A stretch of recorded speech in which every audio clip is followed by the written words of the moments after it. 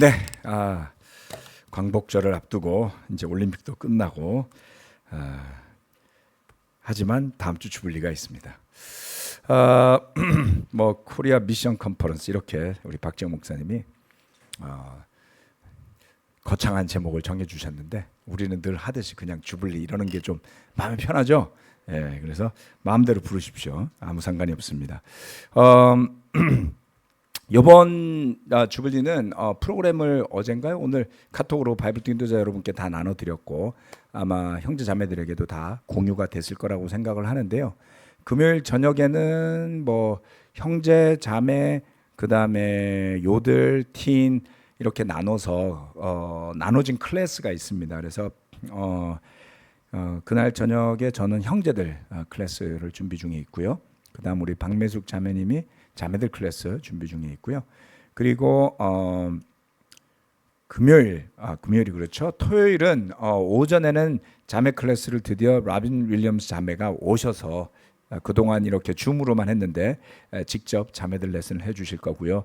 아마도 통역하시는 분들이 그 사이에 실력 향상이 많이 돼 있을 걸로 예상합니다. 그리고 셰퍼딩 훈련 받는 분들을 위해서 프랭크 장로님과 브루스 목사님 두 분이서 그 시간에 동시간에 레슨 내지는 아마 워크숍을 하나 진행해 주실 것 같고요.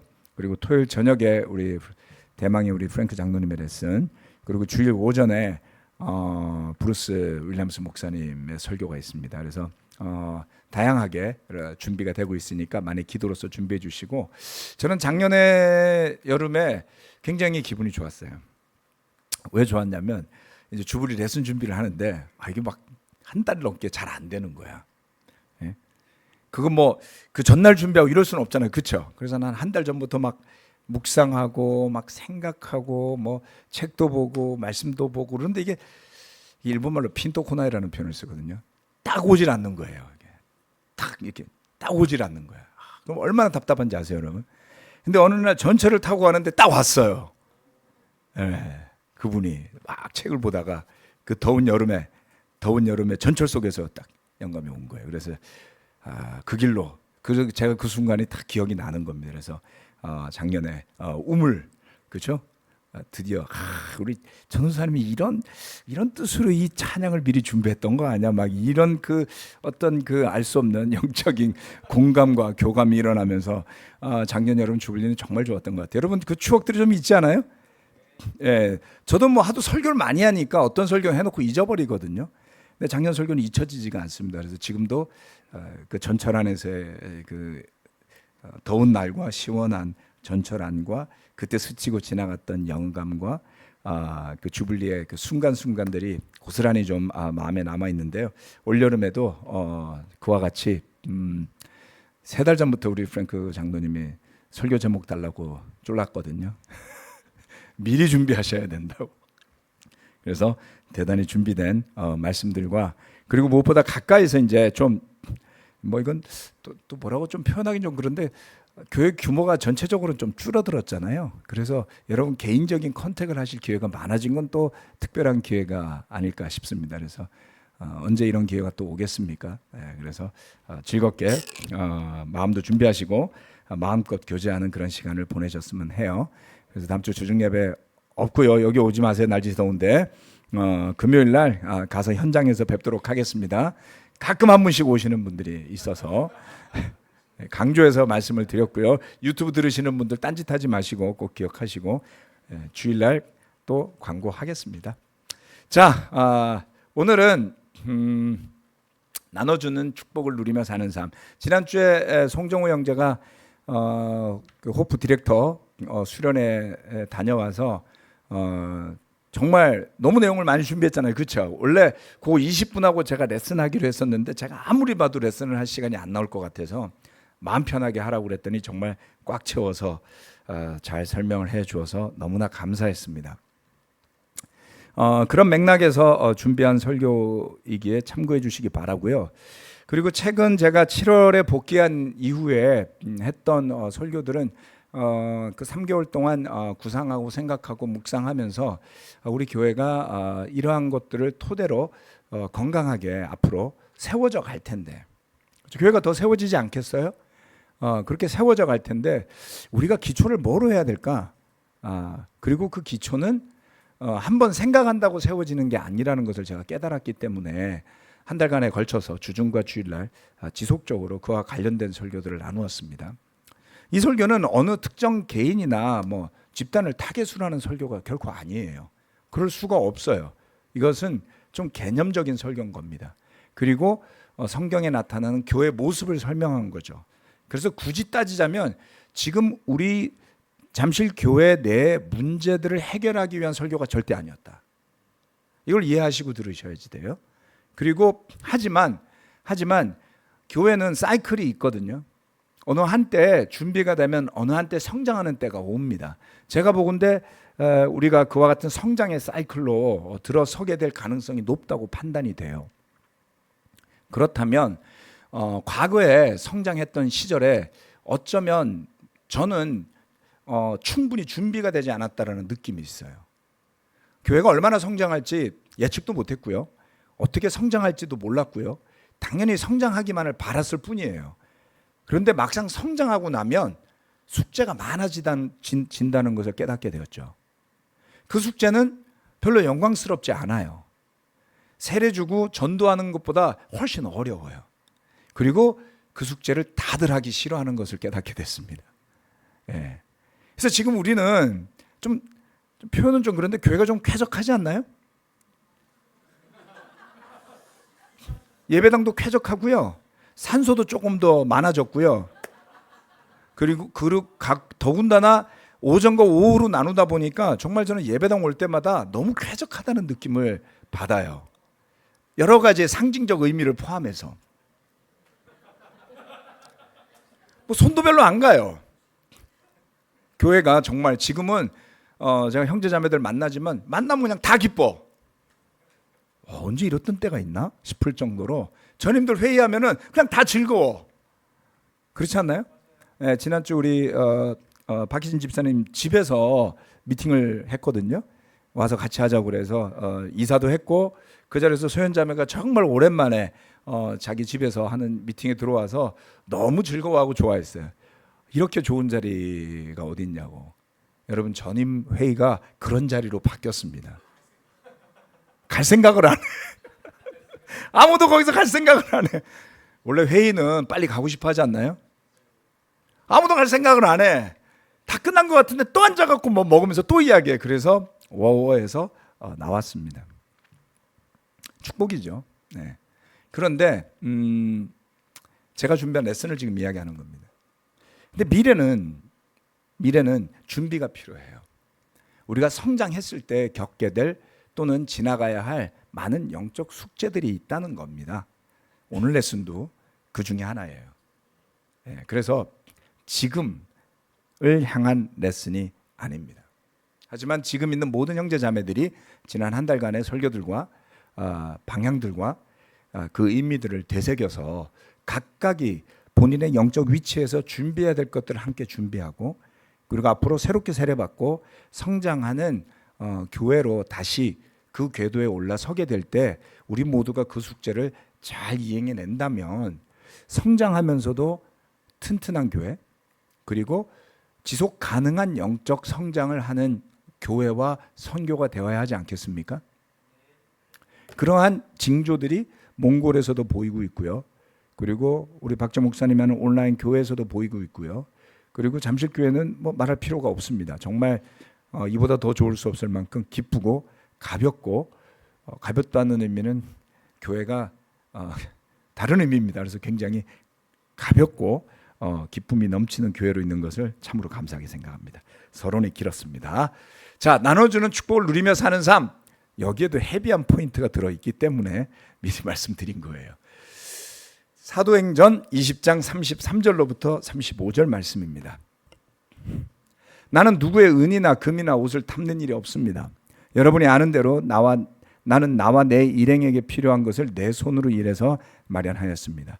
나는 모든 일에서 여러분에게 본을 보였습니다. 이렇게 힘써 일해서 약한 사람을 도와주는 것이 마땅합니다. 그리고 주 예수께서 친히 주는 것이 받는 것보다 더 복이 있다 하신 말씀을 반드시 명심해야 합니다. 제가 이 말씀을 상당히 좋아하고 우리 집안에 약간 뭐 가훈 비슷하게 쓰는 구절이 사도행전 20장 35절 말씀인데요. 주는 것이 받는 것보다 더 복이 있다라는 말씀입니다. 1전 한번 언급한 적이 있는데 주께서 친이라고 하셨기 때문에 성경 어디에 예수님이 이런 말씀 하신 줄 알고 찾아봤더니 없어요. 그러니까 바울이 혼자 들은 거예요. 예, 제가 지난 중간에 설교하면서 바울이 계시를 통해서 복음을 받았다라는 것을 한번 이야기한 적이 있지 않나요? 내가 전임 미팅 때 설교했나 보다. 그 다음번에 해드릴게요. 그래서 바울이 계시를 통해서 복음을 배웠거든요. 그런데 예수님한테 이 말씀도 들었나 봐요. 그러다 보니까 바울은 나누는 것이 복이 있다라는 것에 대한 확신을 가지고 살았던 것 같습니다. 그래서 이 말씀을 하는데요. 여기에 보면 첫 번째 이렇게 이야기를 하고 있습니다. 자신의 손으로 일하십시오. 자립하는 삶을 이야기하고 있죠. 남의 것을 탐하는 사람, 이런 사람 있죠. 그런데 예수님의 제자로 산다는 사람이 남의 것을 탐할까요? 당연히 저는 이런 사람이 없을 거라고 생각하고요. 우리 교회에서 분실물이 글쎄요, 있을 가능성이 거의 없죠. 대부분 자기가 놓고 가서 나중에 물어봐서 찾아가고 심지어는 가져가라고 해도 안 가져가는 경우는 있어도 형제 자매들 중에 누군가가 남의 것을 탐해서 가방에 있는 것을 꺼내가는 일은 교회 역사상 한두 번 있었습니다. 없지는 않았고요. 예, 결국 누군지 알게 됐어요. 그래서 그분은 좀 제자라기보다는 약간 좀 멘탈에 문제가 있었던 분이었던 것 같아요. 하지만 거의 30년이 넘는 기간 동안 제자로서 그런 사람 제 기억에는 거의 본 적이 없습니다. 그런데 바울은 왜 이런 말을 했던 걸까요? 바울이 마치 남의 것을 탐하는 사람인 것처럼 말하는 사람들이 있었던 것 아닐까요? 그러니까 바울이 이렇게 이야기를 하는 거예요. 나는 누구의 은이나 금이나 옷을 탐낸 일이 없습니다. 이렇게 말하지 않았을까? 그렇죠? 그리고 또 하나는 이렇게 이야기를 했죠. 힘써 일해서 약한 사람을 도와주는 것이 마땅합니다. 먹고 사는 일을 힘써서 하라 그랬어요. 자, 그렇다면 사도 바울은 그와 관련해서 어떻게 가르쳤는지를 한번 생각해 볼 필요가 있습니다. 데살로니가 전서 2장 9절 10절 말씀은 이렇게 이야기합니다. 형제자매 여러분은 우리의 수고와 고생을 기억하고 있을 것입니다. 우리는 여러분 가운데 아무에게도 폐를 끼치지 아니하려고 밤낮으로 일을 하면서 하나님의 복음을 여러분에게 전파하였습니다. 또 신도 여러분을 대할 때 우리가 얼마나 경건하고 올바르고 흠잡을 데가 없이 처신하였는지는 여러분이 증언하고 또 하나님께서도 증언합니다. 데살로니가의 교회를 세울 때 사도 바울이 어떻게 살면서 복음을 전했는지를 설명하고 있어요. 수고와 고생을 하면서도 복음을 전했는데요. 열심히 일하면서 복음을 전하기 위해서 노력했다고 그랬잖아요. 그리고 경건하고 올바르고 흠잡힐 데가 없이 처신했다라고 이야기하죠. 그러면서 데살로니가서 후서 3장 10절에 가면 이렇게 이야기합니다. 우리가 여러분과 함께 있을 때 일하기를 싫어하는 사람은 먹지도 말라 하고 거듭 명하였습니다. 그런데 우리가 들으니 여러분 가운데는 무절제하게 살면서 일은 하지 않고 일을 만들기만 하는 사람이 더러 있다고 합니다. 이런 사람들에게 우리는 주 예수 그리스도 안에서 명하며 또 권면합니다. 조용히 일해서 자기가 먹을 것을 자기가 벌어서 먹으십시오. 데살로니가 교회에 왜 이런 편지를 써서 보냈을까요? 그들 가운데 어떤 사람들은 일하기를 싫어하고 무절제하게 살면서 일을 만드는, 일은 하지 않으면서 문제를 만드는 사람들이 있다는 소식을 들었던 것이죠. 그래서 바울은 명합니다. 그리스도 안에서 조용히 일해서 자기가 먹을 것을 벌어서 먹으라고요. 즉 각자에게 주신 재주가 있으니 하나님이 주신 달란트로 조용히 일하며 스스로 자신의 삶을 경제적으로 책임지는 일을 하라는 것입니다. 이것은 아주 중요한 일이죠. 지금 제가 알고 있는 거의 모든 제자들은 정말 성실하신 분들이에요. 건강하고 성실하고 주도적이고 거의 이런 분들로 우리 교회가 구성이 되어 있거든요. 그렇다면 사실 우리는 이 교회가 대한민국의 표본 집단으로 볼 수는 없겠죠. 표본 집단은 100명을 모아놓으면 별의별 사람이 다 있거든요. 그 안에는. 그런데 우리 교회는 어찌 보면 정말 선택받은 사람들이 모여 있다라고 생각할 수도 있겠어요. 다만 교회가 더 성장하고 숫자가 많아지다 보면 다양한 사람들이 생겨나게 될 텐데, 그럴 때 경제적으로, 영적으로, 정서적으로 자신에 대한 책임을 다 지지 못하는 사람들도 있다라는 겁니다. 이런 것들은 교회 안에서 좀 더 주의할 필요가 있습니다. 즉 스스로 자립하는 삶에 대해서 성경은 분명히 가르치고 있거든요. 그런데 종종 영적인 것이나 정서적인 것을 의존하게 만들려고 하거나 의존하려고 하는 경향이 있는 경우가 있습니다.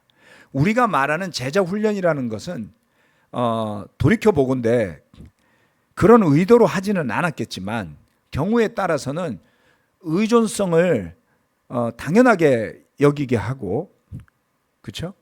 또는 의존적인 사람을 오히려 영적인 걸로 생각하게 하는 경우들도 분명히 있었어요.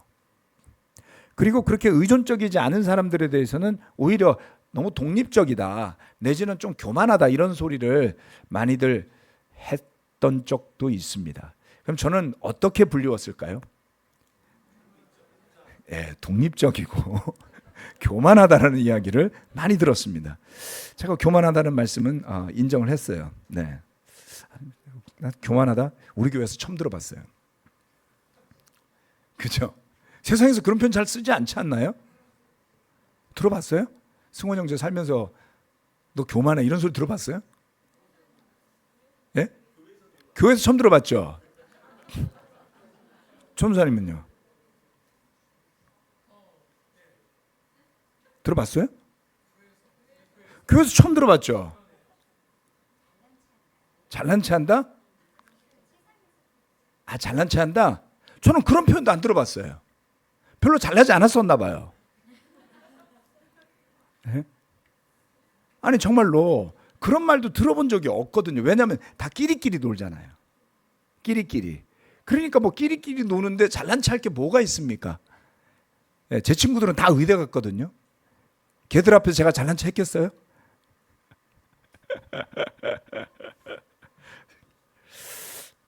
그런데 뭐 그건 핵심은 아니고요. 교만한 건 바뀌어야 되는 건 맞습니다. 덕분에 저는 많이 알게 됐어요. 우리 교회에서 용기를 내서 용기 필요 없어요. 뭐 프랭크도 저한테 맨날 교만하다 그랬었고요. 저하고 제자훈련학교에 있던 사람 중에 그거 제일 많이 이야기했던 사람이 제가 생각해 보니까 프랭크였네. 자, 그런데 제가 주의하지 않으면이라는 단서를 달았습니다. 즉 의존적이 되게 해서 스스로 책임져야 할 것들, 심지어는 교회에 헌신한다는 명목으로 경제적인 책임을 지지 않는 것을 당연하게 생각하는 경우들도 종종 있었습니다. 예. 근데 제가 동경에서 선교사로 있을 때 이런 것들이 문제가 되기 시작을 했어요. 왜냐하면 서로 돈이 없으니까 돈을 빌려주고 빌리고 이런 일들이 형제 자매들 사이에 있었던 거예요. 예, 그럴 수밖에 없었겠죠. 그런데 그게 의도적인 건 아닌데 아르바이트 하는 데서 월급을 받지 못해서 빌린 돈이 늘어나게 되고 받을 거라고 생각했는데 결국 그게 떼이면서 그 빚이 몇백만 원씩 학생이 생기는 경우도 있었고요. 심지어는 형제 자매들 사이에서 성경부하는 사람 돈을 거의 한 1,000만 원 가량 빌린 자매가 있었습니다. 예. 놀라운 일이 있었어요. 예, 그래서 제가 가능하면 형제자매들 사이에서는 동거래하지 마십시오라고 이야기를 하는 건데요. 그리고 경제적인 부분에 대해서 별로 생각이 없었던 분이 있었는데 예배를 오기 위해서 취직은 안 하려고 그러는 거예요. 이거 동경에 있었던 일이니까 여러분 이야기 아니에요. 그래서 제가 그분한테 당신은 예배 안 와도 되니까 취직을 하세요라고 했어요. 그게 나아요. 젊은 나이에, 그렇죠? 예배 오는 건 좋은데 한 번도 스스로 경제적 책임을 갖고 살아본 적이 없는 사람이 취직도 안 하고 예배 오기 위해서 그렇게 한다면 그건 문제가 되지 않겠어요? 예, 계속 문제를 일으키는 사람이기도 해요, 그분이. 그래서 이런 부분들은 제가 그러면서 깨닫게 된 거죠. 정말 뭐가 맞는 거지? 단순하게 생각해서 이거 해, 이거 하면 영적인 거야라고 할 수는 없다라는 걸 깨닫게 된 겁니다. 또는 정서적으로 의존하는 사람들에게서 나타나는 큰 증상 중에 하나는 원망이에요. 내가 원하는 만큼 당신이 주지 않으니까 사랑 안 하는 거 아니냐 이런 거죠. 당신이 제자 훈련자로서 나한테 사랑이 없는 거 아니냐 이런 거죠. 물론 그럴 수도 있어요. 정서적으로 영적으로 자립한다는 것은 일정 기간이 좀 필요하다는 생각이 듭니다. 제가 동경에 갔을 때 세례받은 지 3년 만에 갔는데 외롭더라고요. 친구들 다 여기 있잖아요. 그렇죠? 가가지고 다 영어하고 일본어하고 한국말 하는 사람 나하고 와이프하고 우리 형제 자매들밖에 없으니까 한동안은 참 외로웠어요. 그래서 저는 그걸 이해합니다. 예. 또는 목사가 된 이후에도 몇 년간은 끌어주는 선배 목사들이 있잖아요. 예, 그런 분들이 있다가 갑자기 2003년 이후에 확 다 사라지고 나서 뭔가 새로운 관계들을 만들 때 상당히 불편한 느낌도 있었어요. 그렇다고 해서 그것이 저와 연결된 분들의 책임은 아니잖아요. 그렇게 느낄 수는 있지만 그것을 그 사람의 탓으로 할 수는 없는 것 아닙니까? 그래서 우리가 건강하게 자신의 영적인 책임을 지는 것, 경제적으로 책임을 지는 것, 그리고 더 나아가서 어른들이라면 정서적으로 책임을 지는 것까지 이 세 가지를 자립하는 것을 저는 강조하고 싶습니다. 우리 자녀들이 아직 저희 부부랑 살고 있는데요. 정서적으로 자립을 준비하는 중이라고 믿습니다. 아직도 의지를 많이 하고 있죠. 하지만 결혼했는데 언젠가 결혼했을 때 자기 배우자에게 더 많은 관심을 주고 그 배우자로부터 정서적인 것을 체험받기를 원하지 저나 와이프한테서 그것을 계속 받고자 한다면 저는 밀어낼 것 같아요. 그래야 되지 않을까요? 근데 만약에 그걸 갖고 엄마 왜 옛날처럼 저에게 사랑을 안 주세요? 어우 징그러워. 안 그래요? 예, 그렇게 되면 안 되죠. 그 사랑은 가서 와이프한테 받으라고 그러면 되는 거예요. 예. 물론 저도 지금 일정 부분 저희 부모님이 아직도 살아계시고 건강하신데 일정 부분 의지해요. 그건 당연한 거 아닙니까? 부모님이 살아계실 때 정서적으로 의지가 되잖아요. 예. 하지만 그거는 굉장히 차원이 다른 이야기죠. 그래서 우리가 그 부분이 필요하다. 디모데전서 말씀을 한 번 더 볼까요? 1장 3절로부터 6절. 내가 마케도니아로 떠날 때에 그대에게 에베소에 머물러 있으라고 부탁하였습니다. 그것은 그대가 거기에서 어떤 사람들로 하여금 다른 교리를 가르치지 못하도록 명령하고 신하와 끝없는 족보 이야기에 정신을 팔지 못하도록 명령하려는 것입니다. 그러한 것들은 믿음 안에 세우신 하나님의 경륜을 이루기보다는 도리어 쓸데없는 변론을 일으킬 뿐입니다. 이 명령의 목적은 깨끗한 마음과 선한 양심과 거짓 없는 믿음에서 우러나오는 사랑을 불러일으키는 것입니다. 그런데 몇몇 사람은 이러한 목적에서 벗어나서 쓸데없는 토론에 빠졌습니다. 다른 교리를 가르치지 못하게 하라고 그랬어요. 바울이 디모데에게. 왜냐하면 에베소는 바울이 굉장히 애정을 많이 쏟아서 세운 교회였거든요. 바울이 가장 많은 시간을 투자했던 교회가 두 교회인데 고린도 교회하고 에베소 교회였어요. 그래서 그 두 교회를 디모데나 디도와 같은 본인이 아주 신뢰하는 전도자들을 세워서 이벤젤리스트를 세워서 목회를 부탁을 했었었죠. 그런데 어떤 사람들은 쓸데없는 것들을 갖고 자꾸 문제를 일으켰습니다. 말이 많아진 것이죠. 그뿐만 아니에요. 이런 일도 있었어요. 디모데전서 5장 13절 말씀. 요 디모데전서 5장 13절 말씀은 과부에 대한 이야기에서 나온 구절입니다. 잘 읽어보시면 거기에 다양한 뭐 장로와 관련된, 과부와 관련된, 집사와 관련된 이런 것들이 나오는 것 중에 하나의 구절이에요. 그걸 알고서 들으시기 바랍니다. 디모데전서 5장 13절. 또한 그들은 이 집 저 집 돌아다니면서 빈둥거리는 것을 익힐 것입니다. 더욱이 그들은 빈둥거릴 뿐만 아니라 수다를 떨고 남의 일에 참견하고 해서는 안 되는 말을 할 것입니다. 자, 이게 이 집 저 집 돌아다니면서 빈둥거리는 것을 익힌다고 돼 있어요. 놀라워. 이걸 배운다는 거예요. 예? 익힌다라는 말은 제자가 배운다라는 뜻을 갖고 있는 거예요. 제자 훈련이 악용되는 사례라고나 할까요? 그렇죠? 누군가가 막 그러고 다니니까 어머 저거 나도 마음에 들어. 나도 저래야지. 이러면서 같이 하는 거예요. 그런데 뭐를 하는 거냐면 이 집 저 집 돌아다녀요. 이 집 저 집 돌아다니면서 빈둥거린다라는 게 이게 이 단어가요. 제가 헬라어로 살펴봤더니 너무너무 재밌는 단어야. 예? 페리라는 단어가 있거든요. 영어로 페리미터라는 단어 아세요? 페리미터.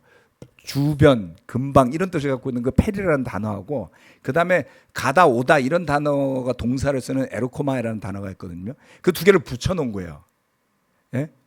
빙빙빙 오며 가며 이런 뜻이에요. 그러니까 그 단어 두 개를 딱 붙여 놓으면 어떤 사람이 어떤 행동을 하는지가 눈에 딱 보이는 그림을 그려주는 그러한 단어란 말이에요. 한번 생각해 보세요. 누군가가 정말 이 집 저 집 돌아다니면서 그렇죠? 빈둥거린다라는 것은 유익하지 않은 행동들을 한다는 거예요. 그리고 수다도 떨고 그 다음에 남의 일에 참견까지 해. 간섭도 해. 거기다가 해서는 안 되는 말까지 쏟아놓아. 왜 그럴까요, 이 사람은? 왜 이런 일을 할까요?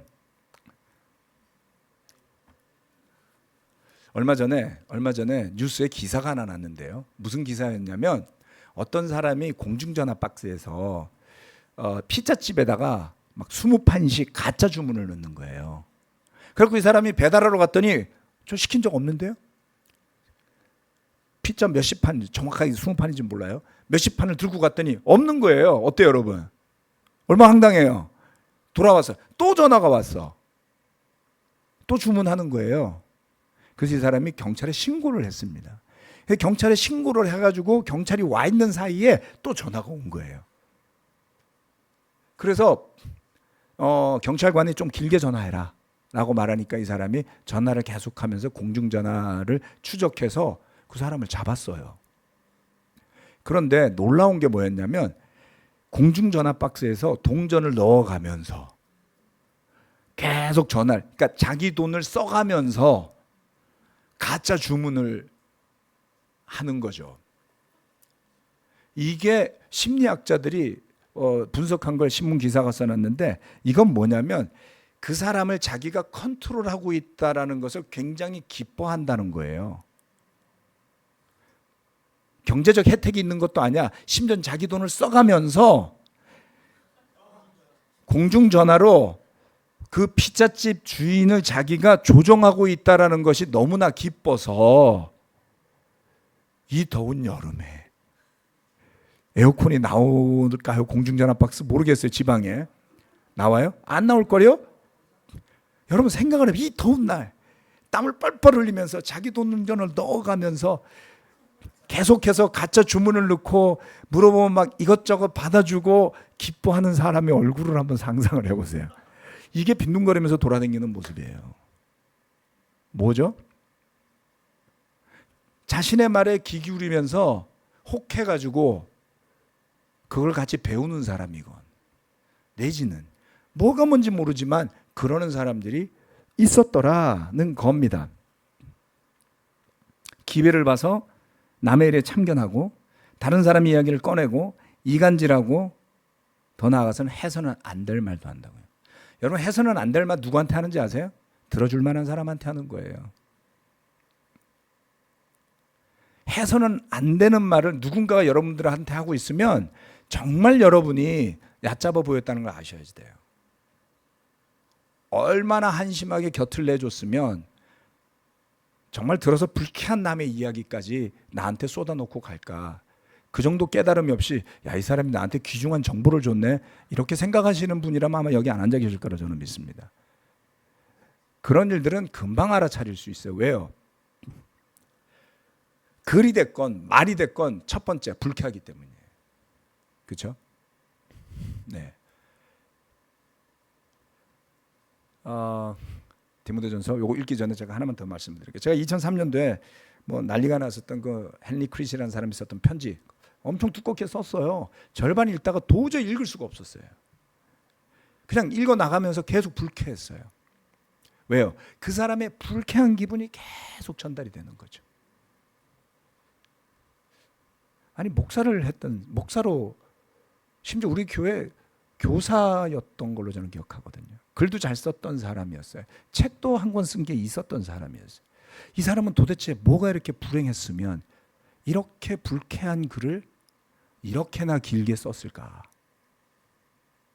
전달되니까요. 몇 년 전에 하모밴드라는 걸 만들어서 하나가 되자고 한 거였는데 거기에 쓰여진 글들은 읽을 수 없는 글들이 많았어요. 그렇지 않았나요? 네. 그래서 저는 들어가 보지도 않았고 형제 자매들에게 가능하면 들어가지 말고 가능하면 읽지 말아라, 라고 말씀드렸던 적이 있었죠. 자, 이 말씀을 한번 보도록 합시다. 디모데전서 6장 3절 4절. 누구든지 다른 교리를 가르치며 우리 주 예수 그리스도의 건전한 말씀과 경건에 부합되는 교훈을 따르지 않으면 그는 이미 교만해져서 아무것도 알지 못하면서 논쟁과 말다툼을 일삼는 병이 든 사람입니다. 그런 데서 시기와 분쟁과 비방과 악한 의심이 생깁니다. 그리고 마음이 썩고 진리를 잃어서 경건을 이득의 수단으로 생각하는 사람 사이에 끊임없는 알력이 생깁니다. 자족할 줄 아는 사람에게는 경건은 큰 이득을 줍니다. 우리는 아무것도 세상에 가지고 오지 않았으므로 아무것도 가지고 떠나갈 수 없습니다. 우리는 먹을 것과 입을 것이 있으면 그것으로 만족해야 할 것입니다. 경제적인 책임감, 영적인 책임감, 감정적인 책임감을 가지고 살도록 우리가 서로를 도와야 합니다. 그래서 더 성숙한 믿음의 길로 나아가야 하는 것이죠. 우리가 함께 시간을 보낸다면은 의존하기 위한 것이 아니라 서로 모여서 선한 일을 도모하고 서로가 정말 모여서 더 힘이 나고 서로가 더 보고 싶어서 모이는 그러한 관계들이 이미 되었다고 저는 믿고, 그러한 관계들이 새롭게 세례받는 사람들도 그러한 관계들이 될 수 있도록 서로 더 도와가야 할 겁니다. 네, 그래서 경건을 이득의 수단으로 생각하는, 그것을 통해서 뭔가 남을 내 뜻대로 할 수 있다라는 것을 기뻐하는 그러한 길로 절대 가지 않게 되기를 부탁을 드립니다. 사실 그것은 허황된 기대죠. 사람들은 그렇게 누군가에게 뜻하지 않는 것들을 당하기 위해서 존재하지 않습니다. 두 번째, 힘써 일에 약한 사람들을 도와주십시오. 이 말씀을 다시 한번 살펴보면 주는 것이 받는 것보다 더 복이 있다 하신 말씀을 반드시 명심해야 합니다. 자, 그러면 상황이 여의치 않아서 도움을 받아야 할 때도 있잖아요. 누군가로부터. 그것이 경제적인 도움이건 영적인 도움이건 그리고 정서적인 도움이건 그것을 받아야 할 때 그 도움을 받는 사람은 그럼 복이 덜한 사람이라는 뜻이 있을까요? 그렇지 않습니다. 여러분, 정말 곤란할 때 영적 도움을 구하는 것은 겸손한 일이고 용기 있는 일이에요. 의존적인 것과 겸손한 마음으로 도움을 구하는 것은 매우 다릅니다. 어떤 걸로 알 수 있다 그랬죠? 내 뜻대로 충족되지 않는다고 그래서 원망하고 불평하는 태도가 있냐 없냐를 보면 알 수 있어요. 누군가가 얼마만큼의 도움이건 줄 수 있다면 감사한 것 아닌가요? 그렇죠? 그래서 그것이 저는 그것을 좀 구분할 수 있다 이렇게 생각됩니다. 그래서 누군가 좀 더 영적으로 성숙하고 여유가 있고 경험이 있고 지혜가 있는 사람이 좀 아직 삶에서 부대끼고 힘들어하는 것을 도움받고자 할 때 그것은 전혀 부끄럽거나 복이 덜한 일은 아닐 것입니다. 오히려 그것을 건강하게 권장하죠. 그러나 여전히 우리 모든 사람들은 자신이 서 있는 위치에서 나눌 수 있는 것들을 나눌 수 있어야 한다라는 것입니다. 이번에 갔을 때 공항에서 픽업 나온 형제가 지금 파란색 호프 옷을 입고 운전을 하고 있어요. 여기 있는 이 형제인데요. 여기 옆에 정우 형제랑 둘이 앞에 앉아 있죠. 뭐 말레이시아 쿠알라룸푸르는 제가 한번 갔었는데 비행기를 타고 가는 건 처음이라서 싱가포르에 있을 때 차 타고 한번 갔었거든요. 한 5시간이면 갑니다. 근데 이번에 국제공항에서 쿠알라룸푸르를 처음 가서 얼마나 먼지를 몰랐어요. 이거 한 1시간 가더라고요. 꽤 멀었어요. 근데 이 형제가 이름이 세사야. 세사. 시저. 시저라고 그랬어요. 시저. 세사라고 그러지 않고 시저. 이 형제가 여기 있는 이 형제인데요. 나이가 40인가 그런데 한 3년 전에 결혼했대요. 신혼이야. 근데 이 형제가 굉장히 유명한 겐팅이라고 부르는 말레이시아의 제일 잘 나가는 리조트 그걸 뭐라 그러죠? 레저 전문 회사예요. 우리나라에서 제일 큰 레저 회사 뭐 있죠? 대명? 뭐 대명인가요? 아니면 예? 용평 리조트? 파라다이스? 예, 강원랜드. 뭐 하이원도 있고요. 아무튼간에 말레이시아에서 굉장히 잘 나가는 리조트 회사에서 근무하다가 호프 말레이시아에서 공연을 하면서 종종 일을 했었었나 봐요. 같이. 그러다가 제자가 되고 그 회사 그만두고 호프 직원으로 일을 한 지가 10년이 넘었어요. 참 놀랍죠? 예. 그래서 굉장히 열심히 봉사하는 그 형제를 보면서 야, 참 고맙다. 직원이 6명이에요. 지금 여기 있는 사람들이 다 말레이시아 호프 직원들이에요. 예. 이 형제는 얼굴이 정말 새까만데 이 형제가 누구냐면 그 정우 형제가 설명했던 옥상 정원을 개발한 형제예요. 그래갖고 맨날 거기서 이거 하느라고 얼굴이 더 까매졌어. 그래서 사실은 보면 저렇게 까맣지는 않아요. 예, 말레이시아 원주민처럼 색깔이 바뀌었어요. 원래는 요래요. 예. 그래서 정말 완벽한 농부의 얼굴을 하면서 봉사하는데 너무나 즐겁게 이 자매들도 정말 에너지가 넘치는 사람들이었습니다. 얼마나 감사한가요? 예. 말레이시아의 무료병원에 갔을 때에 의사들이 한 9명 정도가 돌아가면서 무료 병원을 운영을 하고 봉사를 한다고 그러는데 말레이시아 1인당 GDP가 한 10,000불 정도 되거든요. 그러니까 우리나라가 90년 초반 정도 됐을까요? 10,000불? 아마 그때쯤이었겠죠. 90년대 중반, 초반 IMF 전에 한 10,000몇천 불 갔잖아요. 93년 정도라고 한번 생각해 봅시다. 93, 4년도 어땠나요? 뭐 못 먹고 못 살 만큼 가난하진 않았죠, 우리. 다 뭐 대학 다니고 뭐 그러지 않았어요? 살만했어요. 홍대 거리는 그때도 북적이었고요. 네, 괜찮았습니다. 강남도 그때도 강남이었고요. 그래서 그때 생각이 나는데 이 형제 자매들이 정말 남을 돕는 일을 위해서 열심인 거예요. 네.